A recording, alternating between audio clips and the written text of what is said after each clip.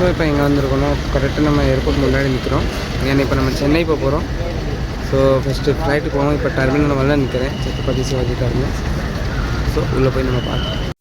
இப்போ பார்த்தீங்கன்னா இதுதான் மும்பையோட இன்டர்நேஷ்னல் ஏர்போர்ட். ஸோ இங்கேருந்து நம்ம ஃபஸ்ட்டு கேட் கிட்டே வந்துட்டோம். அதுக்கப்புறம் போர்டிங் பாஸ் எடுத்து நம்ம உள்ளே போயிட்டோம். போர்டிங் பாஸ் பார்த்திங்கன்னா கரெக்டாக இப்போ போர்டிங் பாஸ் நம்ம செல்ஃபாக தான் எடுக்கணும். ஸோ இப்போ ஃபஸ்ட்டு மாதிரிலாம் கிடையாது. இப்போ நம்ம ஏடிஎம் மிஷின் மாதிரி இருக்கும். ஸோ அங்கே போய் தான் நம்ம போர்டிங் பாஸ் எடுக்கணும். நான் உள்ளே வந்தோடனே போர்டிங் பாஸ் எடுத்துகிட்டேன். அதுக்கு பிறகு நான் என்ன செய்ய டைம் இருக்குது, இன்னும் 1 hour இருக்குது. ஸோ நான் ஏர்போர்ட் கொஞ்சம் அப்படி சுற்றி பார்த்துட்டேன். ஸோ சுற்றி பார்த்து போகிறப்ப தான் நமக்கு தெரியுது ஏர்போர்ட்டுக்குள்ளே நிறையா வச்சுருக்காங்க. கடைலாம் நிறையா பெரிய பெரிய கடைலாம் வச்சுருக்காங்க, ஷாப்ஸ்லாம் வச்சுருக்காங்க. ஃபஸ்ட்டு நான் ஒரு டீ குடித்தேன். டீ குடிச்சிட்டு அந்த டீயை பார்த்திங்கன்னா நீங்கள் 250 சம்திங் ஒரு டீ இருந்துச்சு. இப்படி தான் ஃபேமிலிஸ் நான் 1 மணி நேரம் சுற்றிக்கிட்டே இருந்தேன். ஏன்னா டைம் கடந்து போனோம்னா வேறு வழி இல்லை. இப்போ நம்ம பையங்க வந்தாங்கன்னா அவங்களுக்கு இந்த இடம் தான் கரெக்டாக இருக்கும்.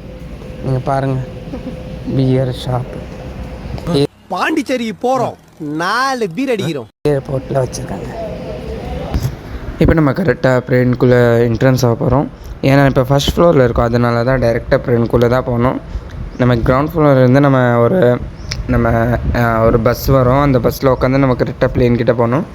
ஸோ எல்லாம் தனித்தனியாக இருக்கும். இப்போ நீங்கள் பார்த்தீங்கன்னா கரெக்டாக வந்துட்டோம். ஆனால் என்ன கொஞ்சம் கூட்டம் இருக்காதுனால தான் டக்குன்னு போக முடியல. ஸோ நம்ம கரெக்டாக என் சீட்டில் உட்காந்துட்டேன். என் சீட் பார்த்திங்கன்னா எனக்கு சீட் 31A இருந்துச்சு.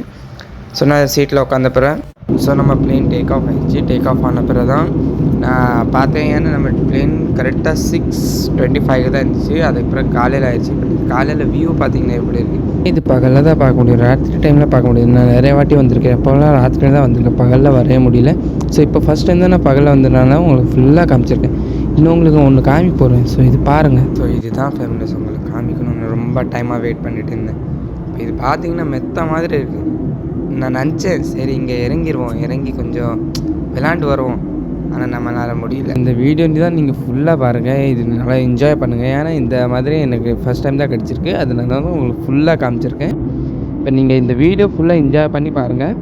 நான் இப்போ உங்களுக்கு டைரெக்டாக சென்னையில் பார்க்குறேன்.